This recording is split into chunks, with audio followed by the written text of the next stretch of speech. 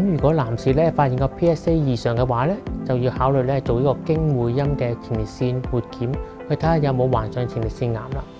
咁由於咧前列腺係好近個直腸啦，咁所以咧醫生會將個超聲波影像儀器咧先放入個直腸裏邊，然後咧就再喺會陰嗰度咧進行一個穿刺，去抽取足夠嘅前列腺組織作一個活檢嘅分析。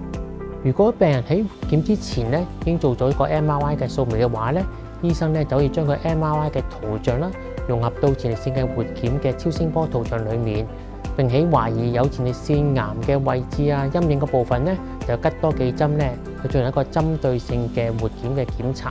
咁就可以咧更加提高到咧活檢嘅準確度啦。咁所以咧病人喺做前列腺活檢之前咧，就可以先考慮咧進行一個 MRI 嘅掃描啦，去評估下前列腺裏邊有冇一啲腫瘤啦或者陰影嘅地方。咁如果顯示出前列腺裏邊係完全正常嘅話咧，其實咧佢哋可以避免咗咧不必要嘅活檢檢查啦。